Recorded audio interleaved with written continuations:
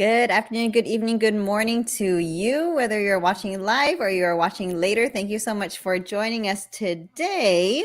You probably didn't expect to see us till next week, but we had to come today because we could not celebrate Computer Science Ed Week, and we are here with a very special guest. But before we begin, if you have not seen us before, let us introduce ourselves. My name is Teresa Castro.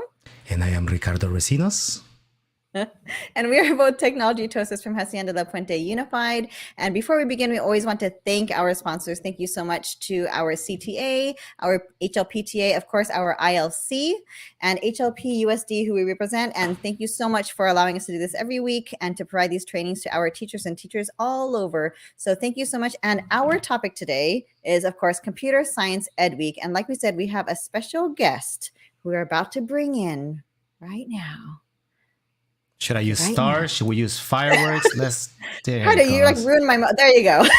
I don't know what to use today. Sorry, I did not know what to use. Jeff Hescox, welcome. Please say hi to our audience. Hi, everyone. Thank you. What a cool intro with little stars and whatnot. So some of you know exactly who he is, and some of you are like, who is this very important person right now? So let's go ahead and go to our next slide. So Jeff corrected us, actually. So Jeff, can you tell them your title right now so that we can be clear? Yeah, so I'm now the Education Service Manager for the UC Davis C-STEM Center. Prior to that, I was the Program Manager. I'm really kind of taking a focus on working closely with school districts, specifically with integrating computer science along with mathematics. So you are more than qualified to represent the world. Computer Science Ed Week. No pressure. Oh, but yeah. We're so thankful. We're so thankful that you're here with us today. And before we begin, we want to know a little bit more about your background, your education, whatever you want to share with us. And then we're going to begin on our interview style. Yeah, I actually want to know about this picture right here. Yeah. Oh, man. Do tell. So, before I did a very good job of expunging myself from the internet for a long time, but I've been slowly introducing content. And so at one point that was the only thing that would show up when you Googled my name. And that's from when I was in college and we played intramural dodgeball back when they used to call me Dr. Dodge. You could tell how serious I am in that picture. And so for the longest time, that was the only picture, the only thing that would show up. But now it's a little bit more relative to my profession. But yeah. For those of you who are just listening to our show and not viewing it, we're looking at a Getty image of someone playing hardcore dodgeball, and it is Mr. Jeff Hescox.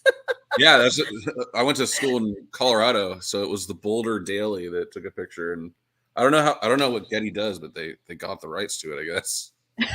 Yeah, that's cool. It's like a legit picture, but it is him. So dodgeball's pretty serious. Dodgeball 2 coming to a theater near you, starting Jeff. Intramural computer science. What happens when you have robots with dodgeball, right? It all started here. Yeah, I'm taking notes. That sounds awesome. All right. So other than your expertise in playing dodgeball, tell us a little bit about your background in education. Yeah. So I've been in education for quite some time in different capacities. I actually didn't study to become an educator. I studied business, and I ended up getting my first job as an engineer for telco or telecommunications for basically AT&T. And from there, I realized that engineering was awesome, but I wanted to try something else. And I kind of went on the path to become a teacher. And that was probably about 10 years ago. And I ended up getting the opportunity to go into a credentialing program through Cal State Dominguez Hills, where it was also a master's program in curriculum and instruction. And at that time, I was tutoring math. And I kind of went full circle, falling in love with mathematics. What I found, though, was that there was a high need for computer science. And when I got my position and I worked for Los Angeles Unified School District, I I realized that if you don't have a computer science teacher, the whole group, the whole cohort, the whole community may not have the opportunity for students. And so one day they asked if I could teach computer science, and I said, sure.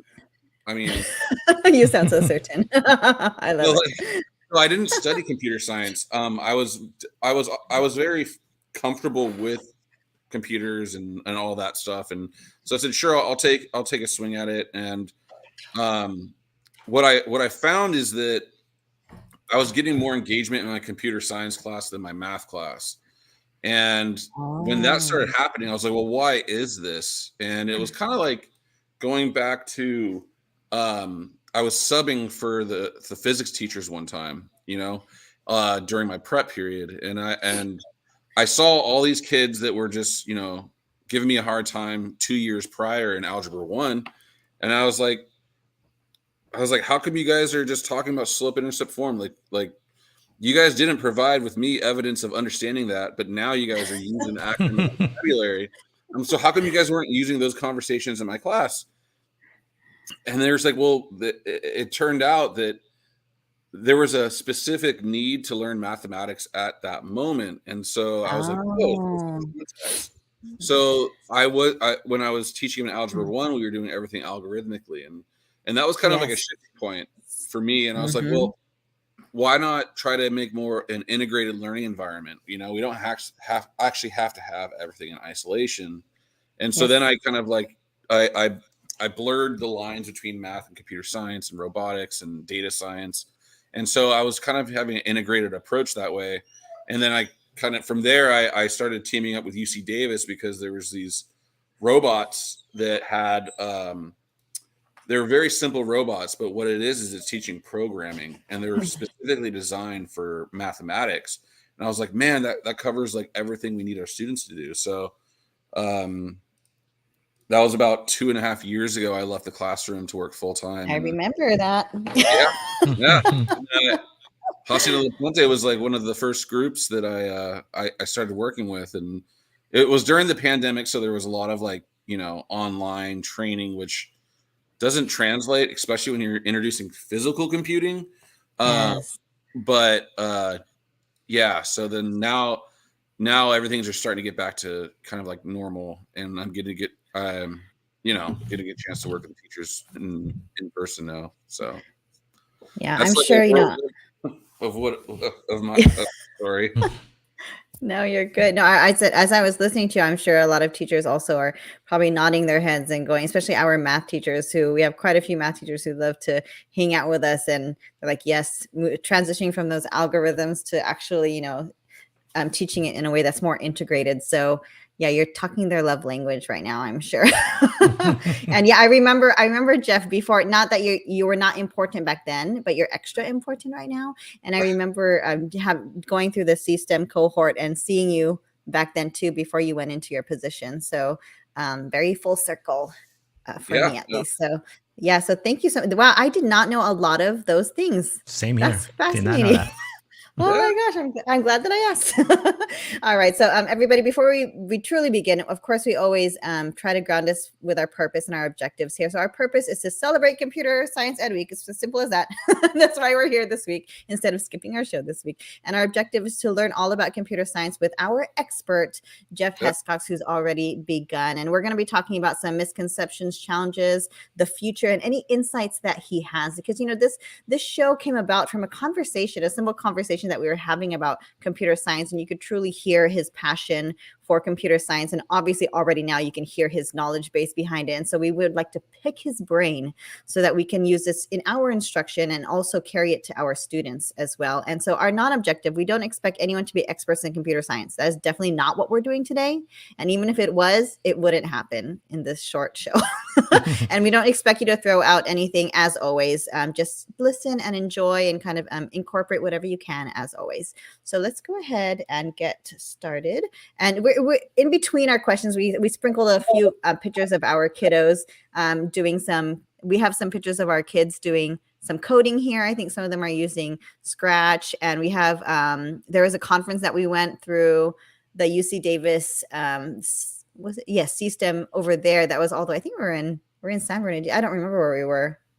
To the east That was in somewhere. I think Redlands. Redlands, Redlands, yes, yes, it Redlands, was. yes. Yeah. So, and then there's some of our teachers going through training down there for this. I think, oh no, I think that was also for Scratch as well. So we in our district we have been bringing computer science to our littles as well as our high schools and things like that. So we're just sprinkling some pictures in there just to celebrate ourselves too as we celebrate this week. So let's continue. We have a few more pictures, by the way.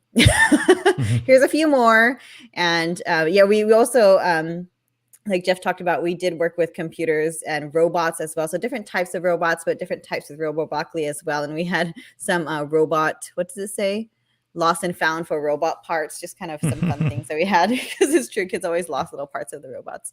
And we had some kids also present to the families and to the community about computer science and the importance of computer science, not just for high school, but also for them already in elementary. And that's a big role that Jeff plays in our district. So let's continue, Ricardo. Oh, I didn't know I put this so early. Okay, so I'm not going to ask you how old you are, Jeff, and I'm definitely not going to ask Ricardo how old he is because he'll probably not I talk am to me old ever again because yeah, he's pretty old. And so I will probably be right here, right, as opposed to you guys maybe being over here. We're looking for literal bugs in that one on the left. Like, yeah, exactly. They're literally like, "Where's the bug? Like, where's all those ants?" And for those of you listening, we just have pictures of old, antiquated computers, and We're sad aging to say, ourselves with those. yeah, I know. Sad to say, some of these were actually in my home. So I thought those were technology so cool. changes so fast. Those old Macs that you could just hold. It was like I used to have this in my classroom when I started teaching, by the way, just so you guys those know. colorful at one point. Macs. Mm-hmm. Jeff, you were talking about those Macs that you hold. Like a challenging laptop. Like it was all in one. I was like, how did they do that? But it was like bulky and like it was thought it was the coolest thing ever. Yeah. I get a kick of seeing the floppy disk. And oh my god. Hey, when I was in college, that was it. That's what we needed, and now we can't even figure out how to get anything out of it because all of our computers don't, read them. And I told my daughter, and she's like, "What is that?" I'm like, "Oh, honey, you have no idea." Anyways, thank you so much. We have some viewers who just popped in, so thank you so much for joining us, everybody. So let's continue.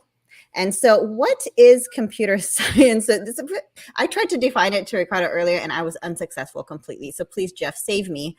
What is computer science? So, yeah, that question is like pretty all encompassing. It's like, what is math, right? Like, yes. Good luck. All right. I think like if you break it down, in my mind, and this is just my opinion, it's the study of understanding or information fused with technology and how we use and display and automate and how we bridge the gap to like artificial intelligence. But I think so in my mind, all right, so this is what I would tell my students in class. All right, so like they're like, what is computer science, right? And I'm like, well, put it this way. So you guys are all really good at your phones, right? You guys are able to do wonderful things and you guys can play awesome games and you can talk to people and all that. Computer science is learning how to do that, get behind the scenes. It's how do we maximize efficiency of technology and how do we prepare ourselves for the future? And then it's funny because sometimes students won't realize that like their phones are computers. Computers are everywhere. Arduino boards, Raspberry Pi, all these different things are like little computers. So like there's no real one answer in my opinion to what computer science is. It's kind of like what are you interested in and then run with it, because some people computer science is just programming, and that's like kind of like my jam.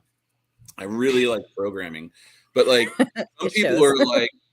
some people are like, well, I like to build games. I'm like, that's also computer science, so it's like, and that's why it's like it's such an important part it's a necessary subject in order to make sure that the next generations are doing better than we are. So Mm. yeah. Oh, he's already getting deep on us, Ricardo. Okay, I'm giggling on the side, not because of your answers, but because my answer was so horrible compared to all the things that you said. Ricardo, did you What want to was say your something? answer? I summarized it as as you mentioned the phone. I was like, how do we teach our students to not just be consumers but also be creators, right? That's the way I thought. It made sense to me. Whether it be through information, automation, as you mentioned, right, and so on and so on. Yeah. Yeah. Teresa, tell us about your definition. Oh, be quiet. He just wants to put me on the spot. I always think of it from the little's end, and I was thinking, how did I explain that to kids? And I was like, why? When we talk to them about coding and we talk about the robotics, why, how do I explain that to them? And I just remember having that conversation with them about having the right language to be able to tell the computers to do what we want them to do, to be able to do things that we want them for us. And, just talking language was a big part of my definition, but of course, very, small definition compared to the broad definition that the two Oh, of you have provided, but that was a yeah, big piece for me. I like that. And this is like one of the first things when I talk about trying to like correlate it and integrate it with mathematics is that you have input and you have an output. And Mhm. in mathematics, we learn about functions and how do we make something predictable. Computer science is basically like organizing. You have your input, whether it's me typing on a keyboard or using a mouse or having a ultrasonic sensor. All that is having input into a computer. The computer then recognizes that input and then creates some sort of command or an output. Mhm. And so it's like, how do we how do we it's all about efficiency too. It's like technology is Yeah. going so fast. It's like, Mhm. how do we process faster, or how do we make the output, how do we make the users more intuitive so that they don't even have to think anymore. And so like all these great kind of like things is it stems from computer science. Yes. Yeah. And I think like the key thing that I heard you say for me in my life is automate. How can we make things, create things to automate things to make them more efficient? Because I need that in my life, especially right now. I need to make Oh things yeah. automatic. Oh my goodness. Okay, so thank you for that definition. That helps put us on the same page, especially for those who are not sure exactly what it is or how to explain it. So let's go on to our next question, Ricardo. This is a really important one to us. What are some misconceptions about computer science? Is that to me or is that to Yes, Ricardo? to you. Oh, They're to all me. to you. They're Oh, all to okay, you, I'm Jeff. sorry. Not that I don't So, think Ricardo is important or has an opinion. I'm sure he'll interject it whenever he wants, but you are the expert here. So okay, all these questions are for you. so the misconceptions that I experienced from, and this is just from my Mhm. own experience, is that computer science is only for select people. And unfortunately, a Yeah. lot of people say that computer science is for the smart people. Um, and that's kind of like a subject that really struck me when I was in the classroom is that every student is smart, right? So smart doesn't mean that you are doing something faster or more Mm. accurate and all these different things. Everyone is their own learner and they learn at their own pace. Computer science is in itself its own subject that has different rates of comprehension. Students, Mhm. I've had students from I've worked in high needs areas. I've worked in Mhm. very affluent areas. I've worked across the state. I've worked actually in Texas and Florida and Louisiana. And the thing is, you put technology in front of a student, they will probably attack it with less fear than people of the older generations. So Hmm. there's, I think one of the misconceptions that I really kind of try to tackle is that computer science truly deeply is for everyone. It really is. Um, and I mean, you could get into, in my school, it was a heavily male dominated school because at our campus, there was 4 different high schools they were Mhm. all thematic. I worked specifically with the communications and technology school at Diego Rivera. So our thing was technology. Um, and so we had a lot more males register. Yeah. It was a Mhm. choose, and we found that there was um, a relationship with the performing arts, and so we would have, you know, 80% in my computer science class were boys, and we all know that's definitely shouldn't be the ratio. So Right. those unfortunately those people there's a mantra, and it happens in math as well. It's where people say like, oh, I'm not good at math, right? Or I'm not good at Hmm. computers, right? These are the things we need to like have our kids stop saying and our parents stop saying and our Yes. principals start. Like I've literally heard principals say, oh, I'm not good at math. I'm like, well, when you say that, like, what do you think? What do you think that the kids like when they hear you, that you're making it okay to say that I'm bad at math or I'm Hmm. not good at computers? It's the same thing. Computers are a tool to elevate and to get students to enter in the workforce. It's not even Dr. Jimenez from Hacienda La Puente. He said, um, we're not even trying to prepare for the 21st century right now. We're in the now. Like we're already behind. Like so we need to be skipping a generation. Our kids are going to be doing stuff that we can't even conceive at this point. And so if if we keep thinking that computer science is only for a certain group, we're doing an incredible disservice to not only Absolutely. those kids but like our society. Like Our future. Yeah. we don't have And time. We don't have time to only have 5% of the population studying Hmm. computer science. you It's know, ridiculous. as we Yeah. were getting ready for the show, I was looking at some stats, right? And I was what you mentioned, right?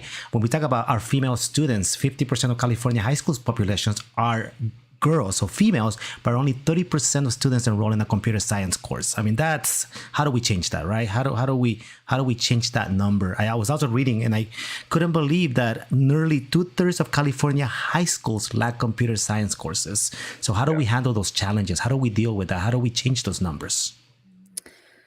Yeah, that's So that's actually yeah.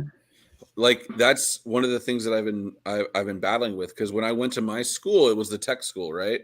But Hmm. you know, the computer science teacher left. You know, there could be high turnaround, and one of the things that I noticed that if you only have like one computer science teacher, if that person leaves, there's a gap that's really hard to fill. And so Mm. if we can't recruit computer science experts into K-12 education, we need to, you know, maybe go the other route and start working with teachers and getting them more comfortable with computer science because you Oh. don't Mhm. need to be experts. I'm not an expert at computer science. I'm not an expert at programming. I'm not an expert at robotics, but I'm not scared of it. And I think that's something that needs to be embedded into K-12 education, especially when we talk about growth mindset. Growth Mhm. mindset is saying like, well, I may not be able to do it right now, but I could get there, right? Mhm. It's the same thing. So when I work with teachers, I'm thinking it's okay to ask for help, right? Ask your students. Trust me, their perseverance will come through because you give them technology. You'll see. Mhm. It's how do we infuse growth mindset with these subjects that can be kind of scary for a lot of people?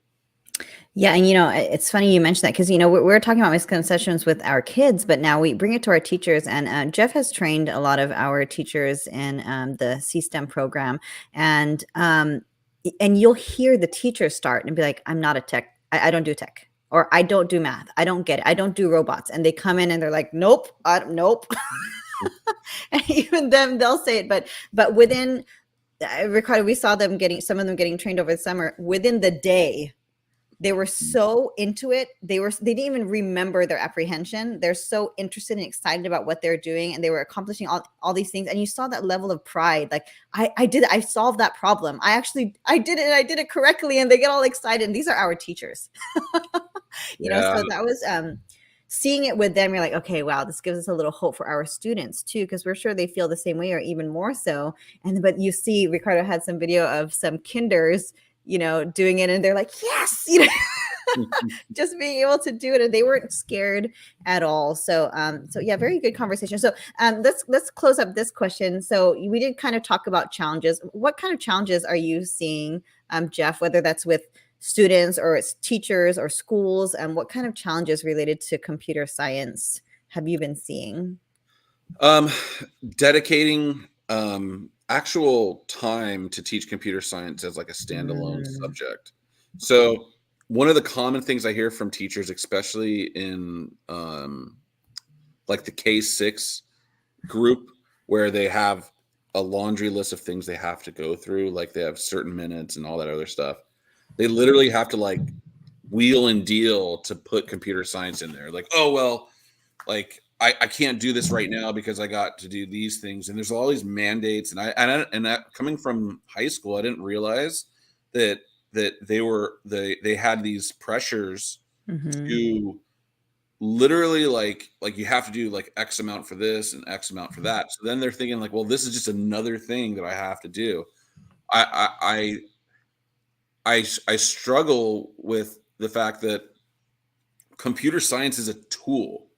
Mathematics is a tool. These are things that need to be done like across the board. And so this is where I think integration and integrated learning and project-based learning is so powerful, is that the students are going trying to solve a challenge, mhm, and they're using computer science to help solve it. And they're using mathematics to help solve it.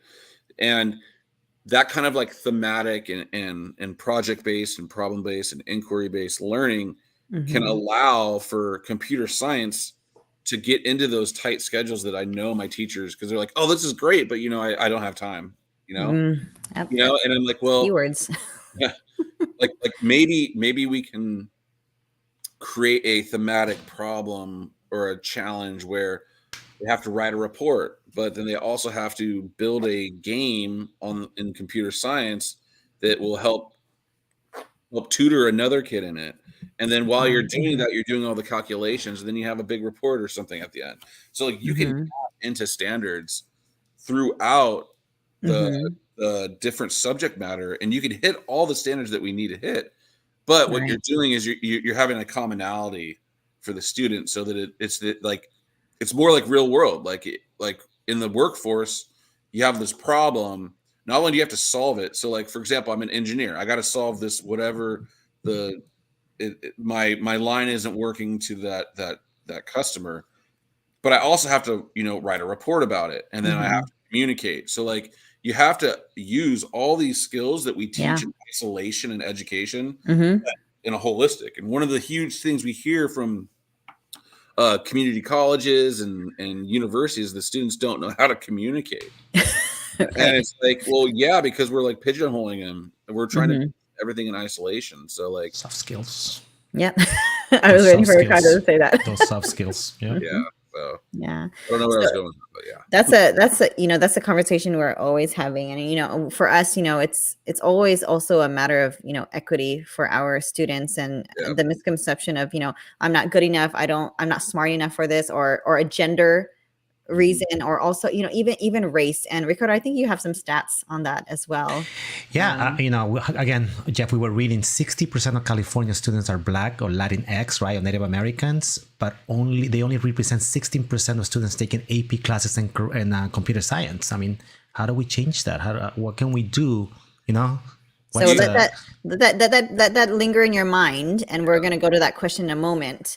But Mhm. that's our thing, right? We don't want to just talk about the problems. Like, what can we do? What can we do? So let's continue. So let's go on to our next slide, Ricardo. We give ourselves a little bit of a brain break right now. So here's more adorable pictures of our students doing computer science, our littles, and some of our students presenting about what computer science is and how important it is, to get into it at a young age. And so let's continue. And I think the next one, Hour of Code, C-STEM. So those of you who are not familiar with C-STEM, it is coding, it's robotics, but the thing that people don't realize is that it's actually tied in with math. And our teachers, especially, I always represent elementary. I'm sorry, Ricardo, you could say all you want in other levels, but for our elementary, it's tied into our actual math curriculum. So the students are practicing their math skills while coding and doing robotics. And sometimes they don't, well, not sometimes, a lot of the time, they don't even know they're doing the math skills while doing this coding, solving these problems in Roboblockly. And all of a sudden they didn't realize they actually were practicing math the whole time, you kind of trick them into doing math. But let's show a little bit about it, and then if Jeff wants to add a little bit more, because he is the expert there. So, and I don't think the video that we're gonna show right now truly represents how we're doing it. This is more like we were doing RO code, Jeff, and you're gonna be so proud of some of the stuff our students and teachers were doing using Roboblockly to create music, to create art. I mean, it was so amazing. So we have so many videos, Jeff, and you've seen them. This is just a snippet. But this is just really fun. Yeah, here it goes.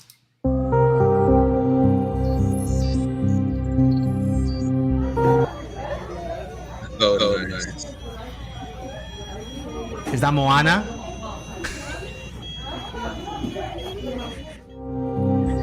They're building snowmen in Roboblockly, I believe.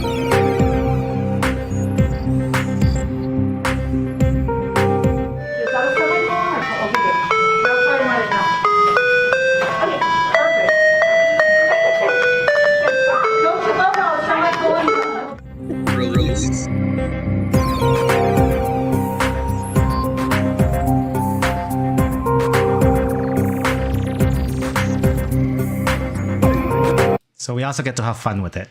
Yeah, we have a lot more serious videos. Sorry, this sound. Go ahead. There you go. We have a lot. And Jeff, you've seen our more serious videos, but that was one of our posts, and just something really fun, just to highlight some of the different things our kids were doing with Roboblockly. So, Jeff, you can interject at any time and talk a little bit more about what it is, and then with our questions. But oh man, forbid that these kids actually have fun while they're learning. You know, like I always felt like if the teachers aren't having fun, it's going to be hard for the kids not to have fun. It'll be hard for the kids to have fun, you know, and when you look at some of those like drawings that they made, there's so much behind that in order. So think about like an essay that we write. You have to put it a outline, a rough draft, analysis. Maybe you get feedback. That same process happens in computer science. And just making a snowman, you're talking about layers. What goes first? And then to do that, you have to learn what a radius is, right? One of the drawings was, what's chi? Oh, I don't know. But, it's a CHID. Oh yeah. Yeah.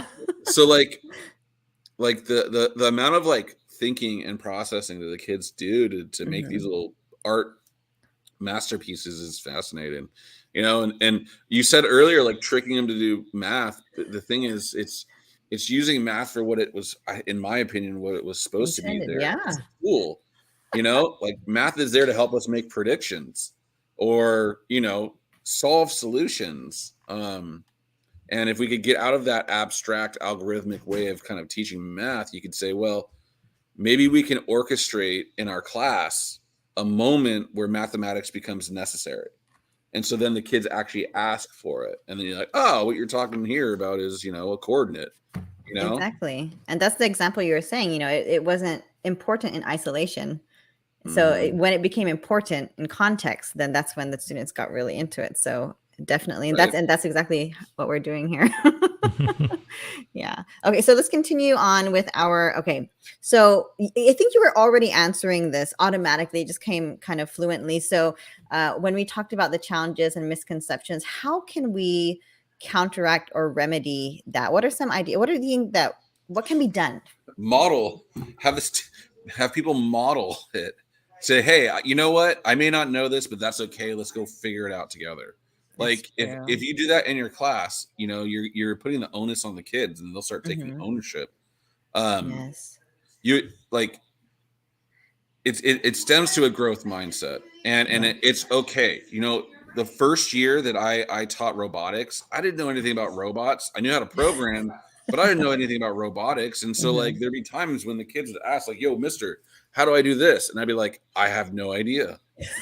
I was like, well, let's go, you know? I was like, that's a great question, you know, and embracing that and saying, you know, so like, it's almost like it's changing the pedagogical approach in your classroom. And it's trying to think about, well, maybe I'm not the person who has all the answers. Maybe I'm the person that can help us guide to figure out it for themselves. And you're kind of like trying to embrace critical thinking there. You know, so I think it's just like you got to get them exposed. One of the things, Absolutely. so like if Mhm. the kids aren't getting exposed to computer science, they are. It like almost scares me sometimes because I think Mhm. about the inequity in Yeah. different districts in California, Yes. where some schools districts, or because they don't have a computer science teacher, the kids don't have any exposure. And then you Absolutely. look at a different school district where they're doing robotics competitions with underwater thing, and it's like Or you robotics in kindergarten. Yeah. so the thing is it's we have to acknowledge that whether or not we have the resources to have computer science, Mhm. someone else does, and Yes. and they are doing that. So like if we don't actually actively try to introduce these concepts Mhm. to our kids, we're doing a disservice to them because we're not preparing them for the future. Absolutely. So I hope people hear us loudly and clearly that this needs to be provided all over. This is not, something that should be optional or look beyond. This is something that is definitely, it needs to level the playing field for our kids, and they need to be able to be exposed to this and have these experiences, no matter where they go. And so and Ricardo was nodding, and so was I, because when we go in, sometimes we'll go in and we'll do some demo system lessons. And I will tell you, I will admit, Jeff, there are times when they're like, how do you do that? And we're like, well, let's troubleshoot together. Let's debug, or let's figure it out, because half the time, we don't know it right off the bat. And I think that's great for them to see. It's great for them to see that. And also, we talk about the different being represented. So maybe showing them people who are in this field, who look like them, people in the field who are, maybe female, or this Yeah. certain, ethnicity or race, so very important to show them representation, that, this is possible for everybody. This is not just for this community. This is not just for this pocket of people. And there are people who look just like you out there in the world doing this. So if you love it, go for it, and don't be afraid. And definitely that was a big thing. So thank you, Jeff. That's, yeah. Yeah, and I think what he mentioned too, don't be scared to try it. The kid will lead you through it. I know Teresa and I were doing some Minecraft education lessons, and the teachers were really scared. They were like, I was scared. when you leave, what are we gonna do? And I'm like, do not worry about it. The kid will lead you through it. And when we asked the students, like, how many of you guys know how to do this? I was like, and they were helping each other out, and it became such a engaging lesson because they helped each other out. So don't be scared to try it. Yeah. Absolutely. Okay, so our last question, dun dun dun. What role does computer science play in the future, and what does this mean for our kids? And we've been kind of sprinkling the answer in there. We've heard it through what you've said already, Jeff, but specifically, what role does computer science play, and what does this mean for our kids? Well, wow, that's a good question. Computer science, it's hard to define, Yes. and we kind of like debated that, or we talked about it. Um, it really, in my mind, it's the future. Like Hmm. you have like computer science is so generic. It's like it's such a big umbrella, but really we don't know what computer science is because we don't know what technology is going to be out in 10 years. So you can't really like define Yes. computer science. So computer science to me is inputs, outputs, information. How do we automation, like these basic things? And we don't know what technology is going to be for our students, which is why they need to be adaptable. Hmm. So everyone always asks, like, first thing, like, yo, what language do you teach? And I'm like, it doesn't matter. Like I've taught a lot of different languages. I've Hmm. taught Microsoft Excel. If you just do equal sign 3 + 5, something will happen. That's programming. Cool, Hmm. right? So like it doesn't matter, but what we need is our students to not be scared of it. Yes. And we need them to say, "Oh, I could do this. This is just like, running C++, or this was just like how I had my robot do a square, or or that's how I did it." And I remember that when I used R Studio and data science, and or like or when I was on Roboblocky, or whatever the language is. So like we need to make it so that the students can just like take that leap of faith because they know, oh, I got this. And it's to me, it's kind of like just exposure. And the state, California, is doing some really cool things. We Hmm. have right now, it's I'm working probably with about 100 teachers in California working towards getting their supplementary authorization to get the computer science, or the authorization to teach computer science as a credential. And this isn't just people trying to teach AP computer science. Mm-hmm. It's teachers that are going to be introducing computer science at the lower levels. And I think that's something that we Yes. need to kind of go. And in my mind, like, computer science in the state of California and K-12 education has always been kind of like weird. And when I say weird, it's because like I got my math credential first because I just love math. And they're like, "Oh, you can teach computer science." I'm like, "Really? Why?" They're like, "Oh, because you have a math credential." I was like, "What?" Like, okay. I mean, I'll take it. And then I went down to the path of career tech ed, and there's this whole umbrella and Mm-hmm. CTE where you can teach computer science, but there was no like standalone. And so like Mm-hmm. how are we gonna get computer science when we don't even have like an official credential for it? And so everyone's Mm-hmm. just like, I mean, that guy can program, or that guy's good at computers. He fixed the printer. Have that guy teach. So it's like, no, but like honestly, like we have to basically formalize it and make it so that it's taken seriously. And I'm Mm-hmm. hoping I'm predicting that down the road, computer science will be a mandatory GE. If not, Wow. it needs to be, because teaching the students, you got to think about it. We don't know what computer science will look like in 10 years. Right.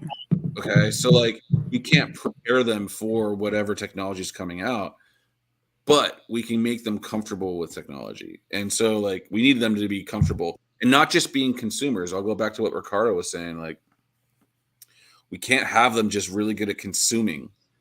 And that's not good for society. I mean, we all consume technology and all that information that's accessible to us, but if we're not providing the skills or the opportunities to develop skills to be the creators, what at some point the scales are gonna tip. So, or the gaps get bigger, and Yes. There. so like, Exactly. or the Mm-hmm. gaps get bigger, and then it's you know, so yeah. Yeah, I am sorry. I'm letting it go. And those things that you said, those are the same things you talked to us about when we were talking to you before we had put the show together. And that's what sparked our fire. Sparked the was it the light? Oh, I'm sorry. Got The us light bulb. excited. The light bulb. There you go. Spark the light bulb. Turned on the light bulb. Anyways, I can go on and on. To the idea of actually having the show, because that is a really good point that computer science really should be a requirement. No one should leave high school without having some computer science knowledge. And Exposure. we have heard our superintendent, Dr. Jimenez, say, we are tasked with this um, difficult thing of preparing our students for a future we don't know. We're preparing them for something we don't know. And I think you reiterated that, as we talk about the technologies, we're trying our best. We just want to give them the tools to be able to adapt to it, because we don't know exactly what we're preparing them for. And Ricardo, I think you found some statistics too about, why it's so important for us to do this now and to make sure it's that all kids are experiencing this. Yeah, I think I shared that with you. But just looking into it right now, nearly 1/4 of the country economic output is produced by high-tech industries, currently employing 17 million workers. So when we think about computer-related occupations, right, it's the fastest growing group out there. So that's where we're going. And like you said, if we don't help our kids, it's a disservice to them. We're throwing them out there into the world, and anyway. So that was our last question, wasn't it, Ricardo? I think that was it. Yes. That went by faster than I expected. I don't want you to go yet, but but I know you're a busy man, and I know you've been traveling and you're about to travel again. And so, Yep. Jeff, thank you so much for joining us. Is there anything else you wanted to say to the world, to our viewers, to anybody before we let you go and continue on with our show today? No, just to all those educators, you guys are amazing. Just keep on doing.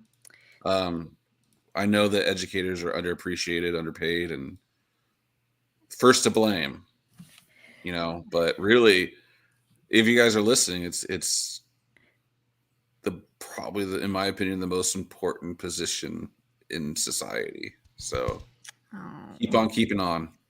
Thank you for saying that, Jeff. And we know we have a lot of educators who needed to hear that, especially 1 week before break in our district, hanging on by a thread right now. So thank you so much again for taking your time. And we know that how difficult that was for you. So thank you, and enjoy the rest of your night. We're going to continue on with our show. Thank you, Jeff. We appreciate you. Thank you so much, Jeff. We'll see you. Take care. Bye.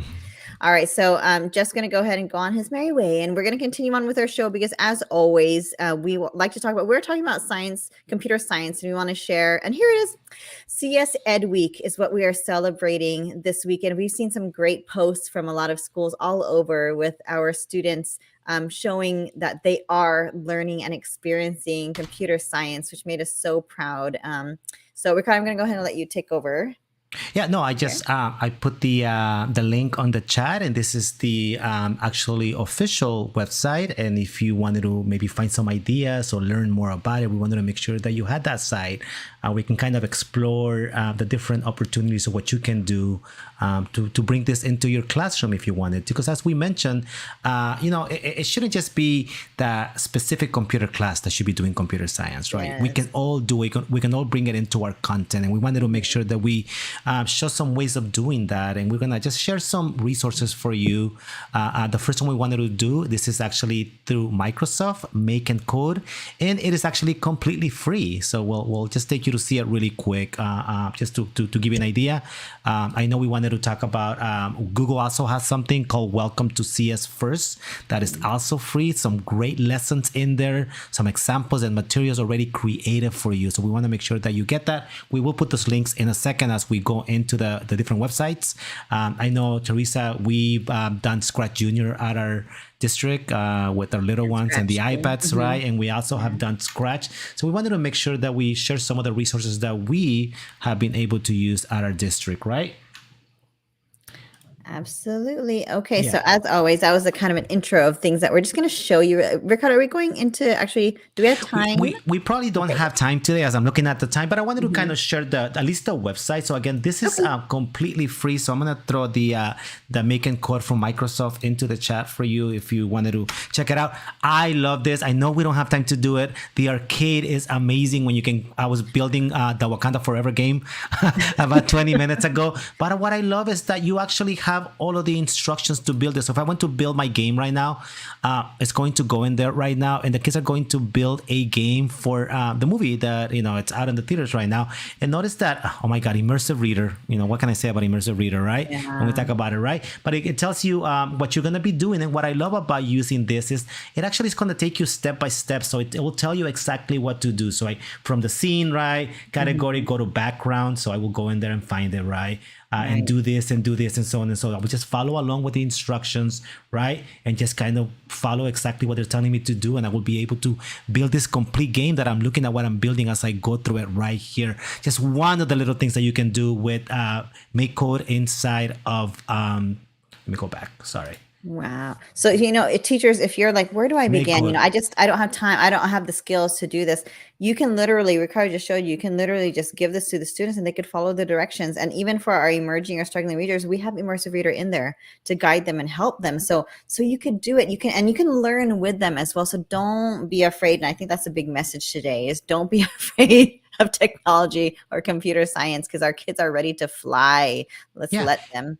And I know we talk about our little ones when we start with block-based coding, right? And then as they're learning, they get to move into more advanced coding or language, as Jeff was talking about it. But just a great place with so many resources, with so many lessons already built for you. As you get into the microbits and even coding inside of Minecraft. I don't know if you remember this, Teresa, but when we were learning how to use Minecraft, we were learning how to make chickens fly everywhere. Long ago, yeah, right. But something. It's amazing. Minecraft came up with this amazing world that is called for our code that is called escape state. Is a lesson, and I just want to show the video because it's so well done. For us that are lucky enough to have Minecraft education at our district, this will be something that you can start with, and the kids will have a great time with this. So is it okay if I play the video just really quick? Yes. Let me go ahead and let me go ahead and open the sound, and here it goes.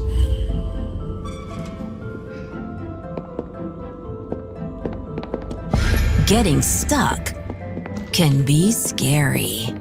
But with code, we can find a way to solve so many problems. Minecraft Hour of Code invites you to the escape estate for a new challenge.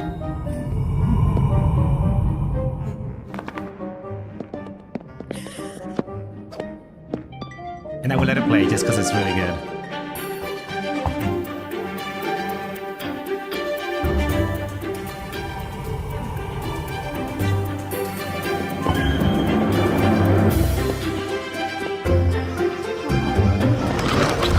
Solve puzzles in each room using blocks. Or Python. Code your way out by dawn to earn 1,000,000 emeralds. And discover the power of computational thinking. Everyone's invited. Download Minecraft Education Edition and do an hour of code today. So if you wanted to find a place to start, and if you are lucky enough to have Minecraft education, it's a great place to start, I think, right? Yes. And I know we talked about our students, right? Some of them might be at the level of doing block coding. Some of them might be doing a different type of language, and Like this Python. will allow them to do that, right? And this will allow them to do them. So that was just really simple. We also wanted to share some of the resources from Google, and I'm going to put this on the chat right now. Here, and again, see us first. The curriculum is already built for you. You're going to be able to use a different type of language. Also, block coding in here. Lessons are in here, so it's no experience is necessary. So you can just go ahead and get started, and you have a whole curriculum base for every classroom. So everything is in here for you, already created and done. If you wanted to do this, right? Yeah. So I saw the cross curriculum. I see storytelling, game design, art. Right, so it's not just computer science. I can use this in my AP Spanish class where we're reading a particular story, right? And I can have the kids recreate that right in there if I wanted to, right? I love it. Simple, right? So that's one. We also have Scratch Junior, and I'll let you talk a little bit about this one, if that's okay. Oh, sure. Okay. So, well, at least in our district, Scratch Junior, it's an app, and so our kids, we even have our TK and K in there doing block coding in Scratch Junior. And what it really does, it just really simplifies the block coding for our littles to understand and to see how when they do different things, it changes the sprite, it changes the character, it changes the way they move, where they go. And so it just very much simplifies the block coding. So you can see down there, the icons are big, it's easy for them to maneuver. They learn how to put the pieces together, what fits, what doesn't fit, what works, what doesn't work. And they do have tasks as well. So they could see if they're successful at the task. And if not, they have to try it again. And so that's the whole thing about with Scratch Junior. And so with Scratch, I'm sorry. Go ahead. I'll go to Scratch. I'll go to Scratch too. Go ahead. Yeah, it's right there so too. Just to continue on the conversation of Scratch, Scratch is in essence the same thing, but it's not. It's a little bit more intricate for our students who are ready to transition into true block coding before they move on to the next language. And so Ricardo put the link in there. And again, there are lots of tasks in here. There are more options for them, more exercises for them to do, more missions for them to complete. So that was very broad, I know, but I think you have to kind of see it to understand it. And also it's very intuitive, very easy. And our kids, if you put them in there, they just get it. They get how to troubleshoot and figure out their way into completing those tasks. So yeah, we do that with our elementary before they're ready to move on to the next part of coding. So was that all? I think that was all. I think we wanted to dedicate our time to Jeff joining us today and answer some of the questions that we had for him. And we wanted to just touch on some of the resources that are out there for you. Unfortunately, we don't have the time to go into them, but this might become a series where we can dedicate time to each of them, right? Yeah, we like doing that. Absolutely. So thank you so much, everyone. We hope you have a wonderful, CS Ed week. And for those of you who are going on winter break soon, have a wonderful winter break. You will not see us again this year, but you know what, Ricardo, we might pop on to say hi and to greet you, but I'm not sure. We'll think about it because this was supposed to be our last show of this year, and for us to see you next year in 2023. But we might surprise you. Who knows? All right. Happy holidays. Happy holidays, everybody. See Bye-bye. you later. Bye.